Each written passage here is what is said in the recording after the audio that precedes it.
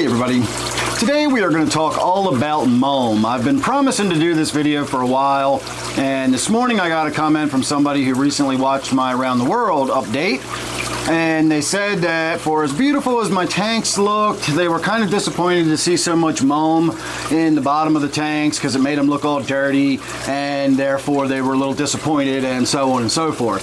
So they don't realize how on the nose they were by saying the tanks looked dirty, but we will get to that much later in the video. First, we're going to start by talking about what Mulm actually is and how it gets misidentified.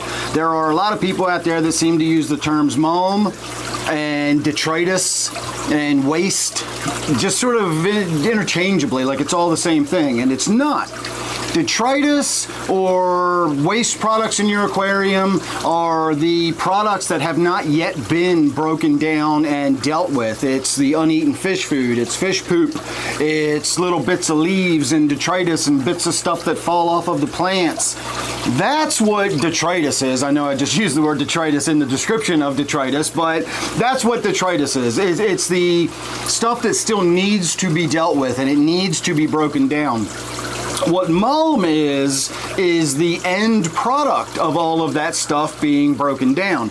And I always liken it to a compost pile in the garden. When you put all your food scraps or your leaf trimmings or whatever you're putting in your compost pile, you've got this whole army of microfauna and bacteria and fungus and all kinds of little stuff is in there breaking all that stuff down, and it's creating gases and it's creating all these waste products, but eventually it gets all broken down into what is left as, I will say, soil rather than dirt, but soil is what you're basically left with, and that's pretty much what Mulm is. I know we use the term dirt, but for somebody that gardens, dirt is like non-usable. Dirt is the stuff that's on the ground that you can't plant stuff in. That's what dirt is. Soil is what we want to plant stuff in. So when people talk about having a dirted tank, that's really kind of incorrect terminology if you want to be pedantic about it. I don't think it's a dirty tank. I think it's a soiled tank, and I know that might make it sound even worse in a certain way, but soil is very different than dirt. Dirt is nutrient poor. It's, there's just nothing in it. It doesn't have minerals in it. It doesn't have anything in it. In fact, dirt will often not even have a lot of microbiome, bacteria and stuff going on in it. It's very just it's just dirt. It's just worthless kind of stuff. That's why we use the term dirt, it's just not worth anything.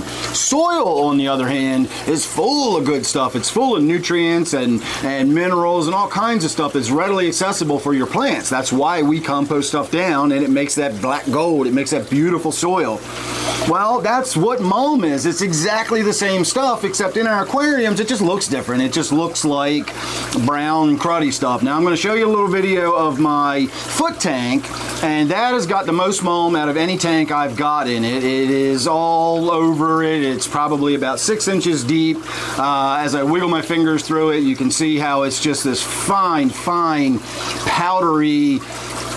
It's the end result of everything that is broken down. This stuff cannot break down any further, but it's still very nutrient rich, and I'll grant you, in the tank we were just looking at, it's not planted or anything, and there's no real reason to keep all that Mulm in there.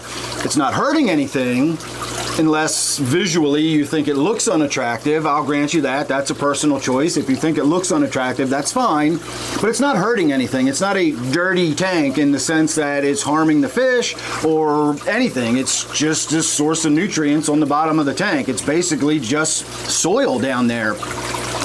And I am also coming to believe that there's more going on than just the availability of nutrients for plants. If we look in the back of my waterfall tank, you'll see that this tank, without any real filtration in it, collects Mulm in a lot of little nooks and crannies and so on and so forth. And I usually get in there and do some superficial vacuuming whenever I do a water change on it, and I try to pull some of that out just for the visual appeal. I just try to keep it looking a little more attractive.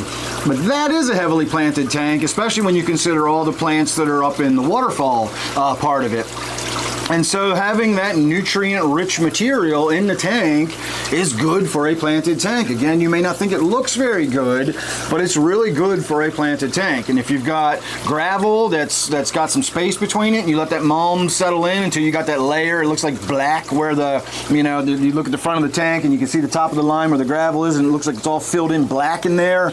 That's good. You want that, especially if you've got a planted tank. This mulm actually provides you with nutrients and stuff. Now, the thing that I'm beginning to think is if we look at my snail tank down at the end here, that basically has a couple little odds and ends in it. Does not have a ton of surface area, so there's no real biological filtration in that tank, or not a ton of biological filtration in that tank. I do have Java moss kind of as a filter, and Java moss grows pretty fast, so maybe that's taking up some of the nitrates.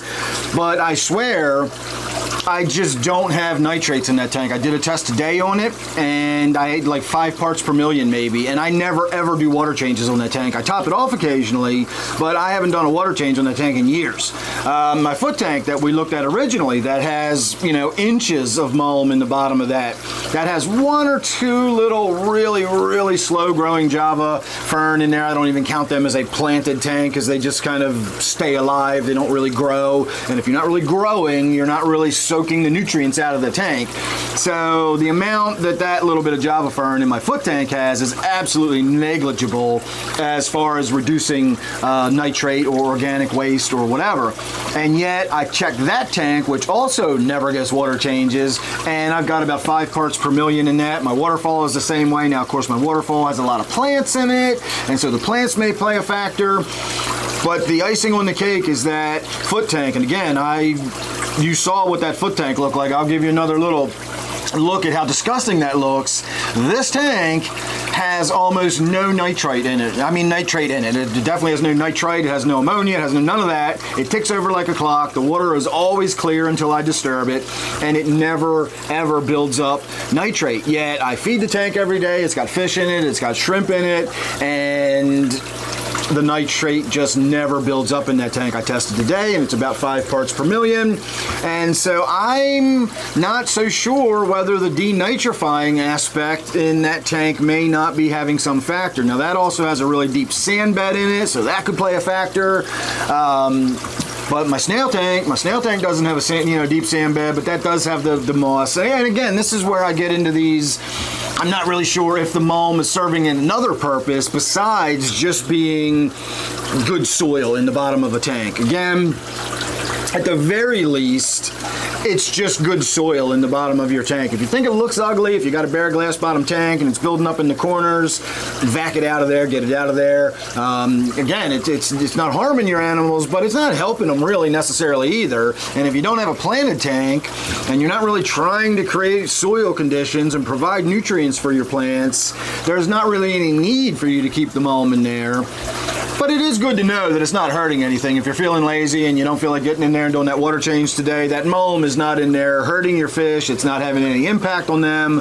It literally is just, it's the end product of the process of breaking everything down. In fact, if you've got a lot of mulm in your tank, that's a good thing because it shows you've got a good active microbiome going on in your tank, and it's able to break all that waste product down into mulm. It's when you have the stuff that just keeps floating around the tank, and the fish poop that never goes away, and the little bits of crud that collect in the corner and never really break down or go anywhere. That's when you have issues with the tank. A healthy tank will take all that waste product and it'll just mulch it down. It'll just compost it down into mulm. It's the end product of all of that little microbiology going on in your tank, and it's a sign that your tank is functioning well and it's good and healthy. Again, you can vac the stuff out of there once it's created. If you've got fish that don't mind a lot of water flow, you can have, pumps and filters and stuff, and you can kind of get it out of the water column that way and just never let it build up. If you do have areas in your tank where it builds up, you can just go in with a simple gravel vac or whatever and siphon it out of there. It's not harming anything to leave it in there, but it's not harming anything to take it out either. It's just kind of inert stuff, but it's a good source of nutrients and minerals and trace elements and all that kind of stuff that your plants would use if you had a planted tank. So that's about all I can think of, other than the idea that, you know, having a dirty tank, I don't really see that as being, you know, an insult or whatever. If somebody has a dirted aquarium and you were to tell them they have a dirty tank, of course I got a dirty tank. I filled it with dirt, except it's not dirt, it's soil. So I have a soiled fish tank, and I do not mind having soiled fish tanks. My soiled fish tanks do really well, and I get asked all the time, how do you grow your plants like that? And well, you know, not really worrying about the mulm building up is part of it, lighting and some other, you know, patience. There's a lot of things that go into it, but being willing to just allow those, you know, processes to happen and allow that mulm to build up, it provides a good source of nutrients for your plants, and you don't have to give it plant food if it's already in the tank. So that's my 2 cents on that. I would like to hear your thoughts on it. Let me know down in the comments below. Don't forget, I do a live stream every Friday night and Sunday night at 8 p.m. Eastern time.